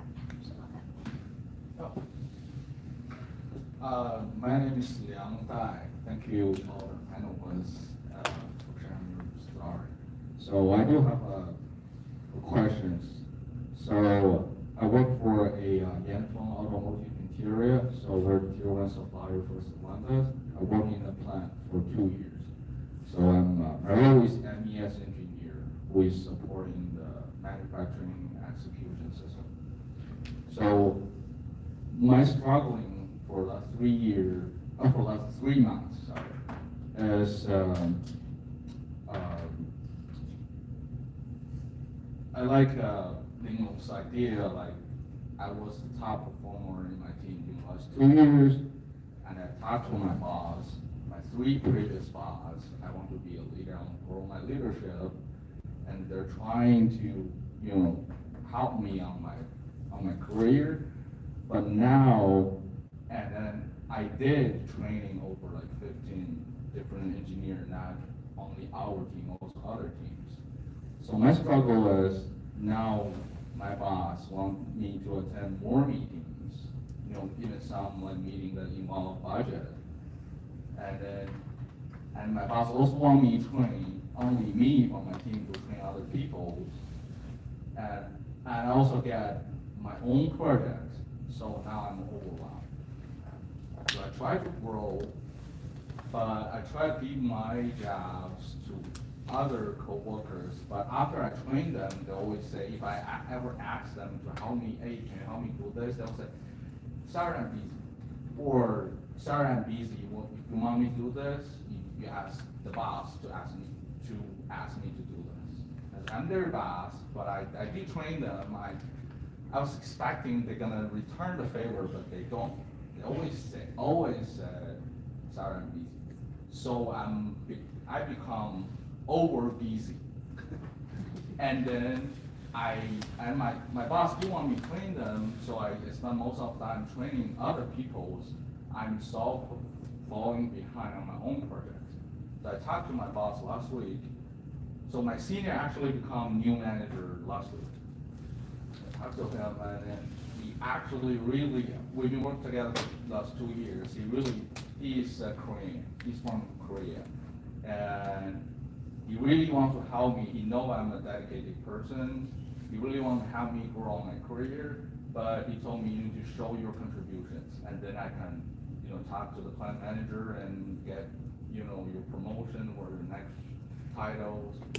But you do need to show your contributions. And I talked to him like, I spend most of the time on this, so I'm always behind my own projects, and you know that. And he's just saying, okay, be patient, and that's it. So I don't know how to overcome this challenge when you try to grow from a, entry-level engineer, taking more leadership job, and you will face those like extra pressure or extra, jobs and then projects and how you show your contributions, and then finally become a leader or on the right track to a leader. Can I challenge you on this one a little bit? Yeah. Right, so Yeah, you said you want an opportunity to lead or whatever, right? So Yeah.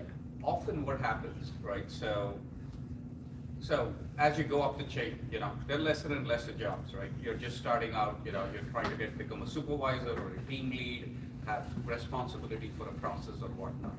What it does appear, at least at some level, is your management has been giving you that chance, and you are trying to identify ways to execute them in the most appropriate manner, right? You're clearly facing challenges of time and whatever, right? So, and early on in my career too, right? They would be like, oh, I'm handling 10, 15 things, I'm spread too thin, nothing is done properly, right? So the way you show your contribution in an organization and to a level that they can trust you for the next assignment, in my opinion at least, is you need to be able to own a set of processes or work and take them to execution, right?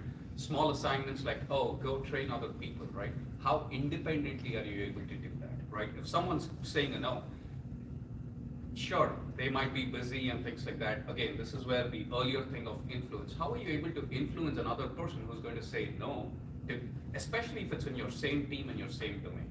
At Linglong's level or, Carol's level, often you're working with such vague assignments, not much clarity on who are the right stakeholders to engage.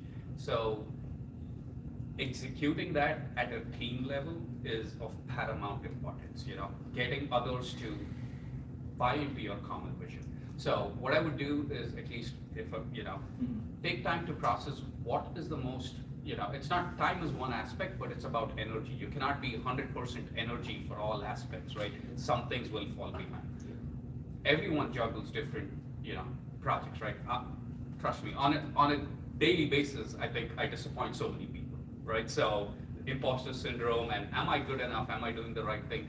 Everyone struggles with all of that, right? But in order to have growth, you need to get yourself out of the comfort zone. If your comfort zone is, hey, someone's come and told me, oh, I cannot answer, do this, what is your next step? Are you trying to convince them? Are you getting your management involved? Are you reprioritizing your whole team's project and coming up with a vision for, hey, boss, you've asked me to do these 3 things. There are 10 other assignments. Let's take a strategic view in your one-on-one or whatever and say, these are the core things that we want to do over the next 3 to 6 months. So change creators, ability to create positive change is a key attribute to being a leader, right? Because there are processes that need to be changed. There are people that need to be changed. There are, products that need to be changed, right? And everyone has different ideas and visions about it, right? So you need, if you have an assignment, you need to be able to roster up the team that you need and take it to completion. And that ownership will be on you, right? And often it happens that even though you're able to do that, right, you do not get the next promotion. Someone else gets promoted, whatever, right? So, and the advice that I've got from my mentors or whatever is, in large organizations, and it's not necessarily Stellantis or Ford or whatever, typically, most people think they need to be at the next level, right? So I would say, instead of, hey, I need to be at the next level, start operating at the next level. Take the first step towards, you see what your immediate supervisor or manager, what his vision of, or what is in his spectrum? What are the things that he is doing on a day-to-day, a week-to-week, a month-to-month, or a year-to-year? What is his strategy? If you understand that, comprehend that, and are able to contribute at his level, you're operating at his level, right? And then the promotion is the next door out, right? So that's the way I would, be more, conscientious about the steps that you're taking to manage your workload, and showcase to your team about things that are falling behind, why are they important to do? Why is it important for other people to come into your, domain of work to help you out? Thank you, Venkat.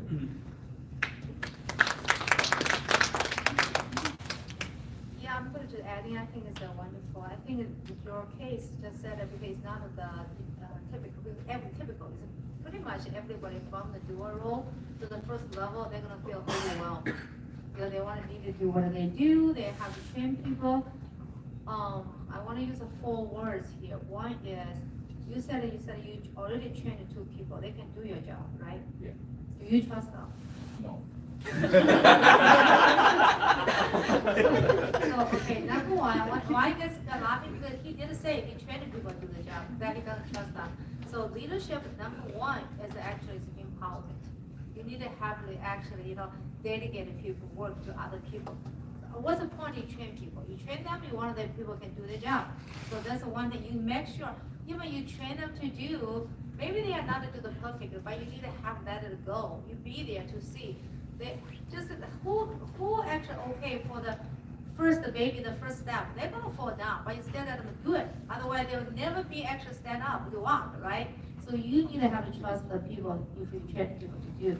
The reason you don't trust them, because they don't want to do it for you. It's about both ways. If you don't trust them, who want to do something work, you don't even trust them. You need them to feel excited. Make them excited, empower them excited to do the work for you, train them. Second is, you need to have a clear communication alignment with your leader. I mean, our family don't call the boss, we call leader. Because you're gonna tell them, I trained those A and B. I'm gonna actually let them try. The potential fail, but it's okay. You're learning fast, fail fast. So show you actual leadership of the skill. Then the priority, the third one is priority your homework. Here's the execution you have to do. Here's you have training other people to do. So because show you priority and the alignment, time management. If you feel overwhelmed, you're feeling a spirit, if you organize, hey, here's the work I need to do myself, do myself execution, whatever you do. Here's the work I'm going to train those two people. I'm going to watch them to do it. It could be failed, but I'm okay. I'm ready for there because I'm not going to fail for business. And also your communication to the entire team, whatever you do. So I think the first level leader, the whatever you call, the leader, captain, whatever you call, that you have to dedicate it to your work to people and trust for them, empower that. That's actually I do want to add that important. Thank you.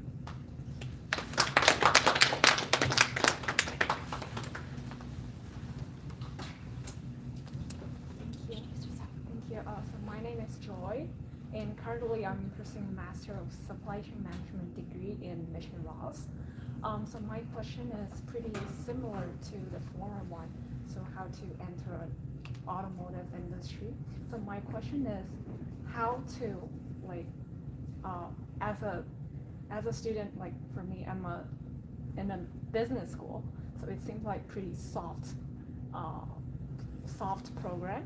So for me, how to enter a technical role, though I like coding, I do not have very strong engineering background, do not have very strong technical background. So how to enter like tech role for students like me. So first of all, though I read through a lot of like job description, and I think, oh, I can do those things because I have similar experience. Though LinkedIn told me, oh, you're a top applicant, apply for it. Well, the result seems not that good. So my question is, first of all, is how to make such, how to make your resume stand out as a non-tech student. And second is, if I can really enter the role, so what kind of skills or what kind of things I can learn to reduce the gap between tech students and non-tech students. And the third is, when I feel something like difficult for me, though I think I'm not afraid of this, I can do this. And also I'm really willing to learn. However, it needs time, right? It still takes some time. So how to persuade or how to make your managers, how to convince them that you can do this job. So thank you. Thank you, will you hire her? So,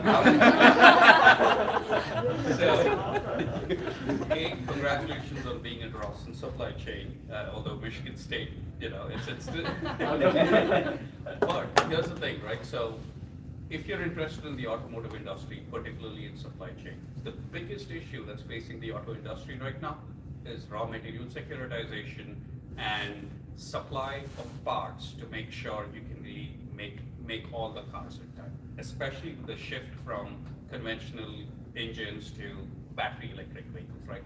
That is the biggest domain of work, right? So most OEMs have, or even tier 1, tier 2 suppliers would have a purchasing and a supply chain organization where you have buyers, so I don't quite understand the technical aspect of it. I mean, whether you want to get into an engineering role with a supply chain background, it is possible, right? There are a lot of engineers who go on to do an MBA and are either in a buyer role or in a course, computer engineering kind of role.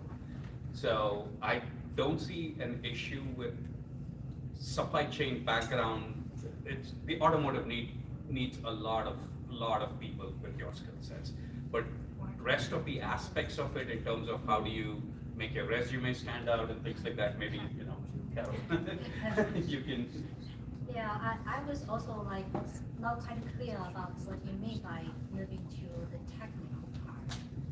And your first question is, how can I be part of the auto industry? Are you looking for a job in industry, or you want to move to a totally different engineering? Because those are like two very different questions. Sorry, maybe I can make my question clear. So my question is, not maybe specific industry, but doing some jobs like coding, like data analytics or data science, this kind of jobs. So for me, my degree is pretty soft. However, yeah, like definitely not as strong as like computer science, data science as those students. So for me, with such a maybe not so competitive background, how to stand out? So I would say, I mean, you, as a young person, right, you may have heard of this. Most of the jobs that we're going to do don't even exist, you know, in 10 years time, right? So skilling up, you fundamentally you're in school to, you know, of course, get a degree and whatnot, but what the larger goals of that, right, is to understand, you know, what aspects you're interested in, right, and go. So chances are, most likely, I mean, it's not saying it's impossible. So if you're a supply chain major, you are likely to get into a supply chain organization, right? If you want to showcase your skills in, let's say, data mining or computer coding, if you've been engaged in societies at U of M, which is, you know, like this Michigan Coder or whatever it is, right? Your participation in these forums showcases your interest. And as you're approaching companies, you know, you're likely to go to the supply chain booth, but say, hey, I'm interested in opportunities in your data management team. Who can I contact, right? And then that's your inroads into getting it, right? So often we are given assignments that you're required to learn things about, and the ability to learn is, I think, what you've developed in your time in U of M, right? So it may not be that you will be an expert in all areas, right? And you need to be able to convince your manager, either through your resume writing skills or through your interviewing skills, that I have what it takes to learn it. You know, give me, if given this, and these are my resume is the evidence which showcases that, you know, given a part of the society, I could do X, Y, Z, you know, I went and it may not always be technical, right? So in my grad school, I would go and, you know, we would have a lot of cultural events, you know, I've done a lot of stage plays or acted in movies or whatever it is, right? Every engagement in your community gives you different skills, which can be showcased as, hey, I've done these things, so I know I can be a good operations manager. Oh, I have done all of this analysis, so I think you can take that and get it into another environment. You need to be able to convince yourself to tell that story for the other person to believe. Yeah. Just to add on that is like, this key question Becky said is how you can convince me if I'm the hiring manager, that you are the best one if I hire. If the whole team here, every single people here apply for that job, but like Jack Joe may have like 3 years experience on coding, and you said you don't have anything on that, but you're really passionate about that. But how can you say like Jack doesn't have the same passion? So how can you, what are the 3 things you can convince me that you are a better candidate than anybody else in this room? And there are maybe hundreds of them apply for this job. So unless you can think about the 3 points, demonstrate that, highlight that on the paper, you don't get that opportunity. Okay. Thank you. Thank you so much for joining. I'm Jessie. I'm also Yes. Okay. So I'm Jessie. I'm also a master's student of supply chain. We are together. So I do have a face frustration. We do study hard and we did a lot of projects, and we are searching for entry level job. But there's a problem is that we submit our resume and we are confident in our resume, and we do finish our online assessment. But there's some points that we got the HR emails back that you're a good fit, but unfortunately this position is filled, or we already found some better fit, but on the website it says they're still opening. So how to I don't understand the word HR. It is possible. It could be it could be they just didn't do a good job advertising. It could be some position in this team is filled, but the other team are still opening. But the key thing is you didn't get that job. That does matters. Yeah, but my question is like how to like more accurately locate those like positions that because for like entry level jobs, it is kind of easy to find because a lot of entry level job that's not sponsored, and the sponsored entry level jobs like probably like it's not very updated, or probably they have some positions that they want to open but they haven't opened yet. Maybe there's like something like that, like how to like accurately locate the job that we could apply. My personal experience, the entry level job is one of the most challenging jobs to fill. Now, not from the hiring perspective, but from application perspective. Just because you have so many applicants for the same job. You have thousands of people graduate this year.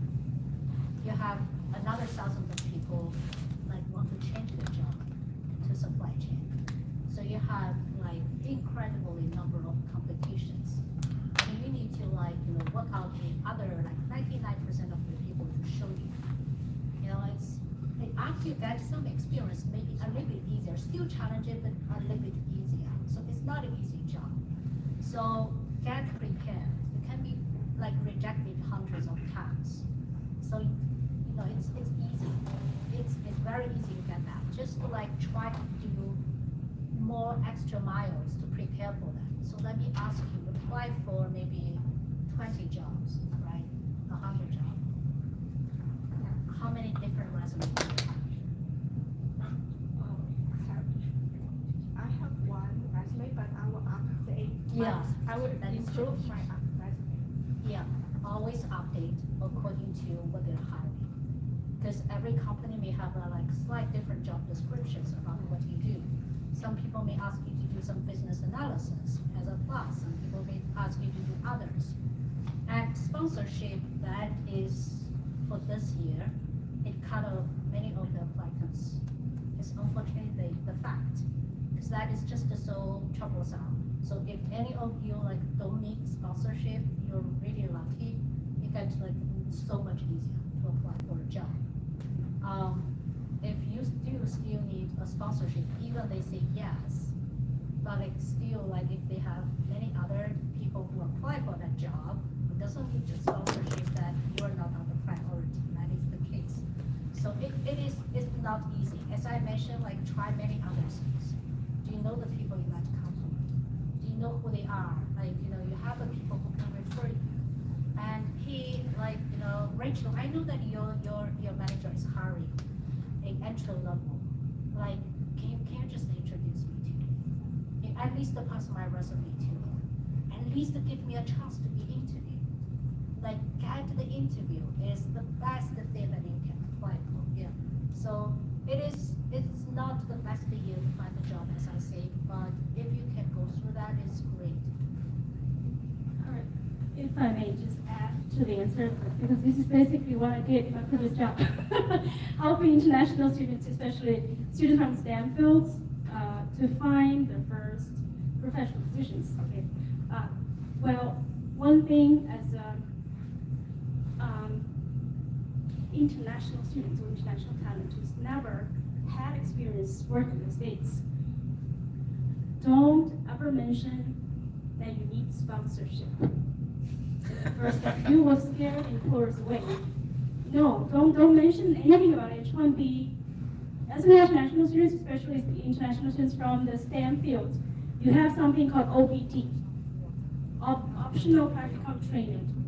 As a STEM students, you can extend the regional OPT for an additional 2 years. So with the OPT, you can work here in the States without sponsorship for up to 3 years.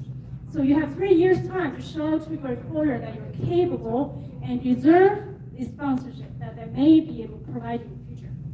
So when you enter the job market, do not mention anything about like sponsorship. Okay, that the experience is what matters the most for your first job. All right, I think we have time for questions. Thank you for the sharing. I got a question from my friend who are watching online, so I'm asking the question first. The first question on behalf of him. We are jumping to external company and jumping back. to the current employer, help us to climb up the company ladder? If you're talking about Stephen Jobs in April, I did. So I would say, it's possible. It's possible. So what brings you up to the ladder on the career is like most likely about your competency, your skills, your readiness. So if you gain more opportunity like competency elsewhere, and then many years later your current company have an opportunity, it is possible. When I say possible, it is also possible there is no opportunity here, or you don't learn something new. You know yourself very well than anybody else. So you can make the best decision based on like what I am looking for. But purely the jump out 2 days and hire back normally doesn't result in a promotion.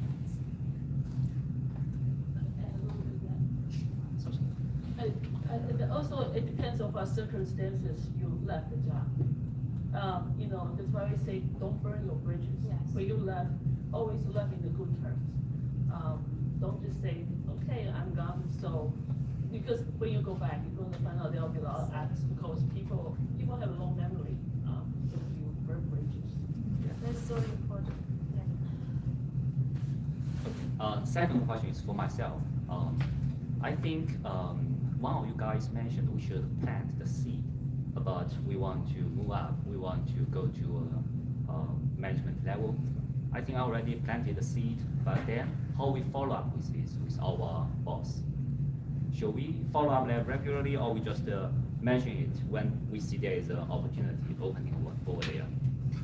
Depending on how you plant the seed and who you plant seeds with. That's also important because when you plant seeds, let people know you're interested. I think follow up always great. But if that person you feel that they are the decision maker for you, or they're just a reference, that's a different way, right? If the people are actually decision maker for the future, for the planning, you possibly should follow up to say how we have done, is there any other opportunity. If for certain people they actually know you, that in case there's opportunity, they will recommend you. That's a different.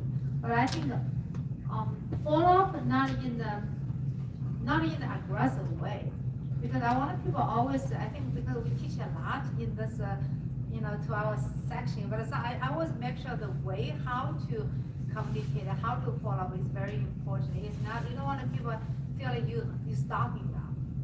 Because it's important. One leader, if you start with that, they feel, okay, that's way too much. You have to understand. So it's very naturally. I do really, try to echo the both Karen that we're talking about thing. When you I'm sorry, I'm answering your question, but I'm trying to answer that question as well. Say, when you try to apply a job, if you can get somebody, same as your question too, if you can get somebody just even very, not even close, just far away, but still can access to HR, that will reference for you get your resume reviewed. Because literally 20,000 resumes for one position, for internship position, not matter how good you are, because your resume never get a chance to be that. So that's important. But back to it for your follow-up question, I do think that appropriate follow-up is important, but not too aggressive. You don't feel for your staff, but also you have to show what you have done.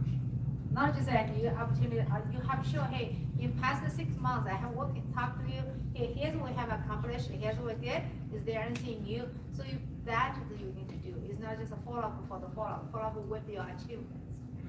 Thank you.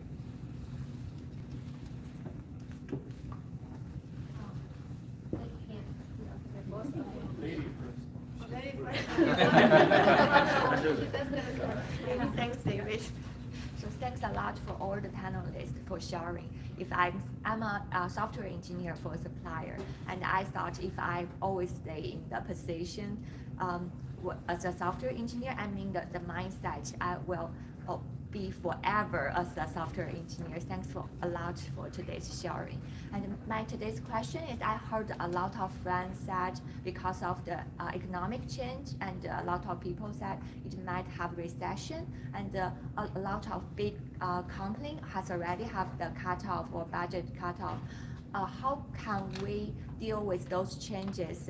And from your director, from the hiring manager perspective, what kind of employee, why you want to cut them off, and how can we respond to those economic change, or in those situations, if we should struggle more on the same position, or we should looking for new opportunities.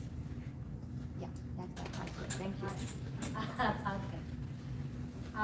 Well, I cannot talk on behalf of all those companies because they may have very different scenario when they make this tough decision. And I would say this is a really tough decision. Even like anyone makes that decision.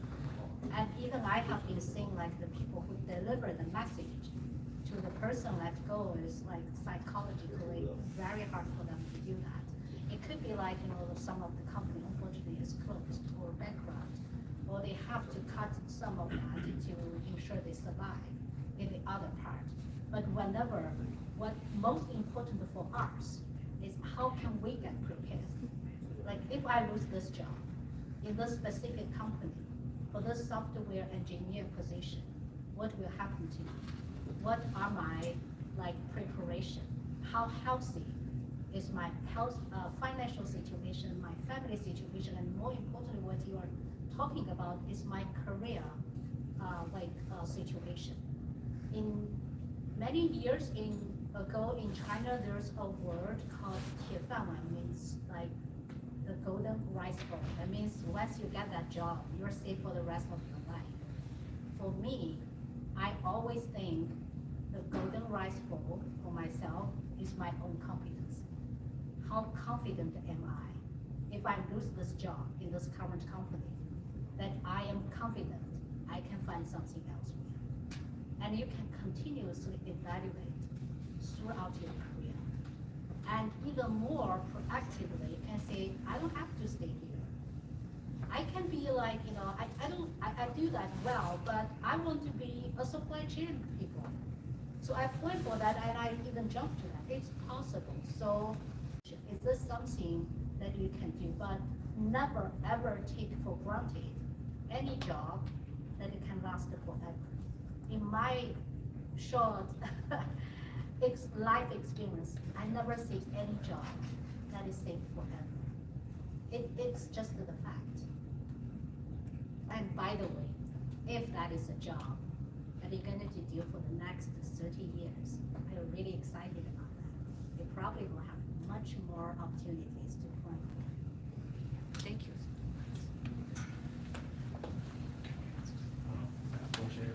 Chairman, my name is Stanley. I currently just graduated from that, and I currently work with our GM project. We are a spider company, and also my question is related to the communication between workers.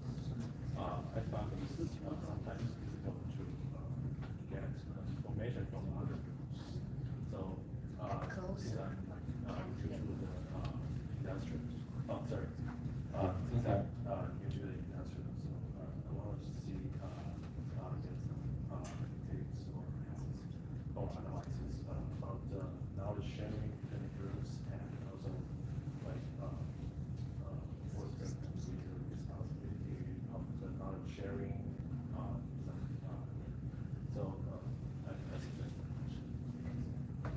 I can start and the other people can add to that.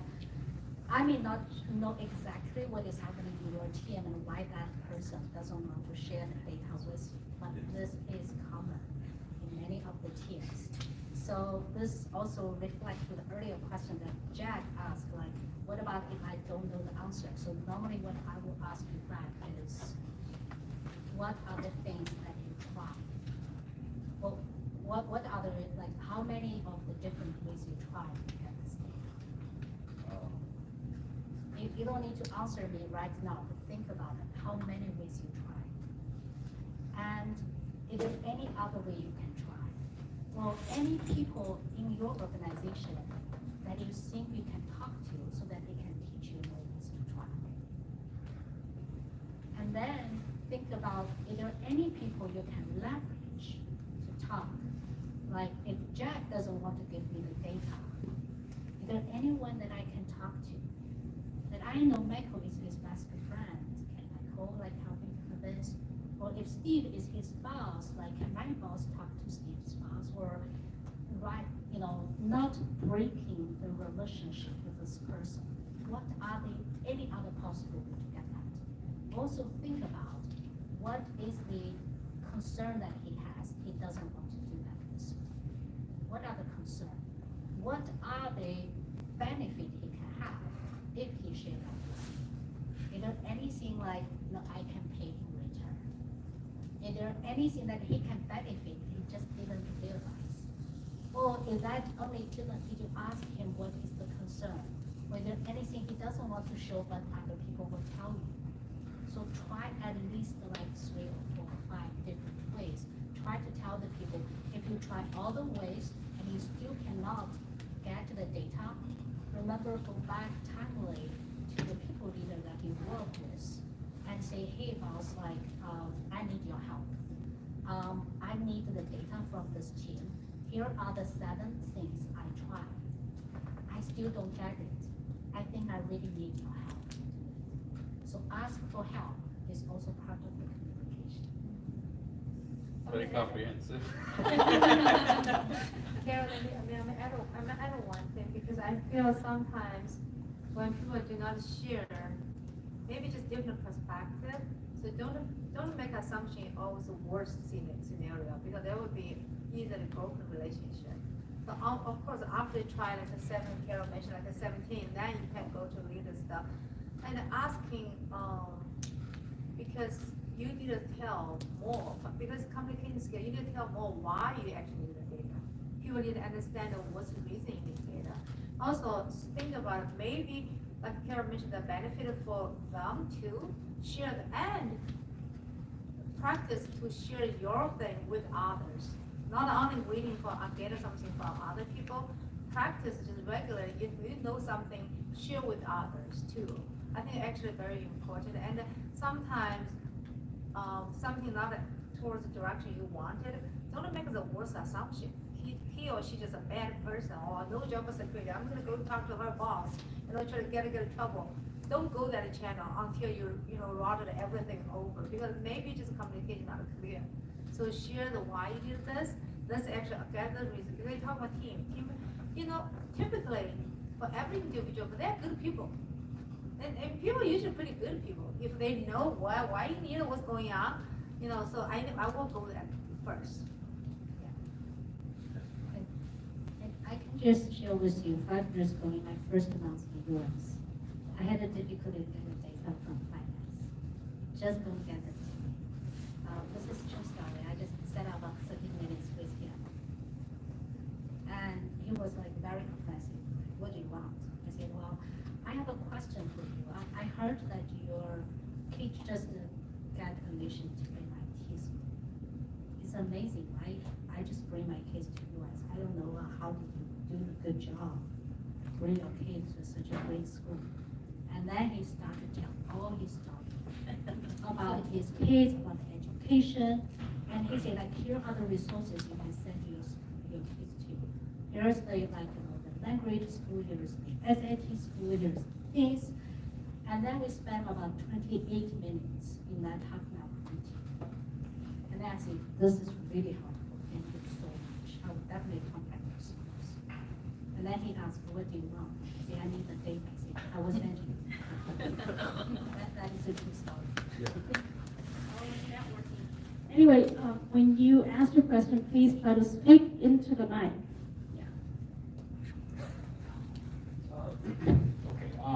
So my name is Hao. Currently a software engineer at a software company, not the automotive industry. So, because we are in Detroit area, and also I see that there is a trend that the automotive companies are hiring software engineers, right? Because I'm an outsider, right? My company is a software company. We make software. We don't make cars. So currently I'm about 60% satisfied about my job. So our product is very mature. So I right? So things move so slow in the company. I feel like it's a lack of challenge, right? So really, I want to hear from Carol. So you guys are hiring a lot of software engineers, right? So you talk about your strategy, whether you want to develop people internally or you want to bring people in. So what exactly happened in the automotive company?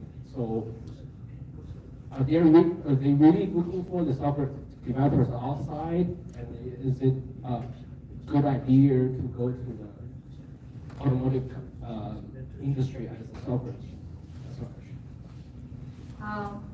Just to talk about the venture team that I know. Yes, they are hiring software engineers, and this is a growing organization. And this is not just in OEM.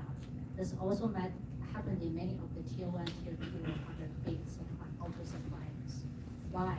Because software is the big part of the automobile, the product. It's not just you do need hardware. The software is the soul, is the heart of that car. So very important. You are doing many of the software, and there are many different kinds of the software jobs. You have like cybersecurity, you have cloud, you have embedded systems, you have all the different kind of the functions in software, not just like coding software or coding engineers. So there are many different. But making a decision to change a job, you need to take many things into consideration and try to talk to someone who's doing in that organization. Like, how is your day look like? Where do you spend your time on? What are you really doing? How do you see this company culture? Do you see there's many of the roads to grow? And let's think about, does that match to your own career? Like Grace said, think it, go to the end, think through the end. 5 years from now, what do I want to be? And then the next step, this big auto company, how can we go to the goal I want to go in 5 years? And what is the risk? What about if it doesn't work? How many percent of the risk are? What is my plan? So you can take all this into consideration.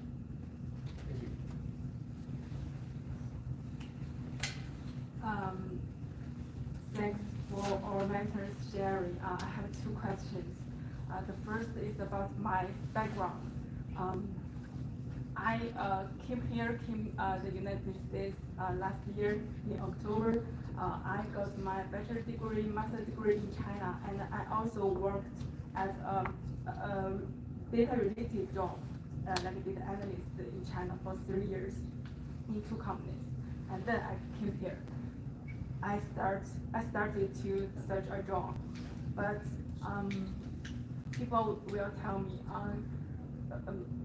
first I want to say it's very hard for me to search a job here. And people will tell me that you didn't start here, you didn't have any experience here, so companies will doubt about you, so you are not competitive. So I just want to know, I don't need a sponsorship. I have the year D card, and it can be valid for 4 years. So my question is that I'm not competitive. Is really this is the first question. Second is actually the question related to how to switch to the automotive industry. I think that is my question because now I want to say when people get to a certain age, they want to focus on industry. Like me, I have 1.5 year experience in transportation industry, and then 1.5 year experience in logistics industry. Now I want to focus on the automotive industry. I know you have shared that I need to use the networking. So if I want to find a job like a data analyst in automotive industry, how I should do, what should I do specifically. So that's the question. I'm going to answer your first question. I'm going to link it to the next answer the second question, okay? For the first question, said, are you competitive for because you come from China directly, right? You don't have the diploma from here. Yeah. I think first, people going to always say something. You don't like it. Doesn't matter, actually. Depending on how you build your resume, do you have a competency? Do you have a skill actually to on the table? So people may say, look, people can stereotype everything. They think all the Chinese math is great, right? I mean, let's just, I think don't let other people say something just reduce your confidence.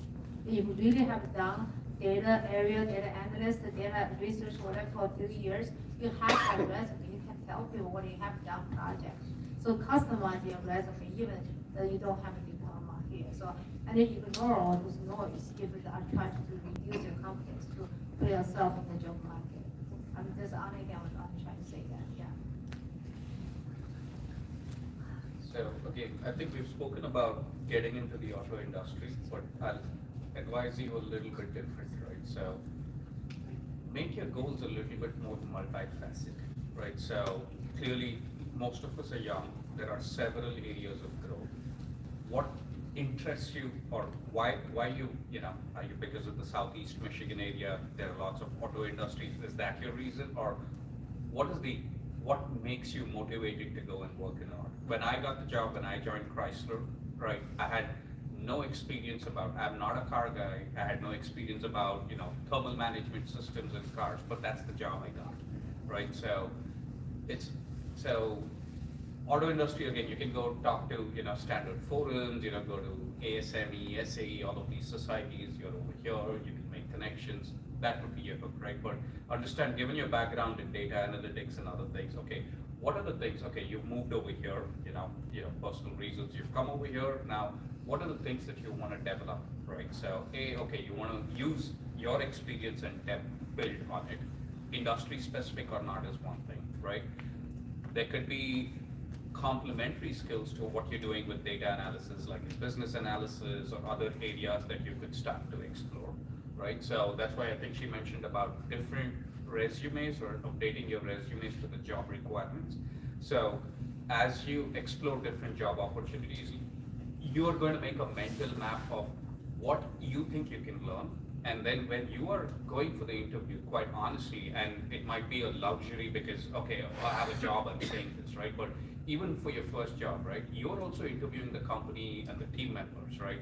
And where she interviewed me for a job at Chrysler. So I was making, hey, am I going to be comfortable in this work environment? And do I have confidence that it's giving me the skills to, you know, kind of go and contribute in whatever way you can.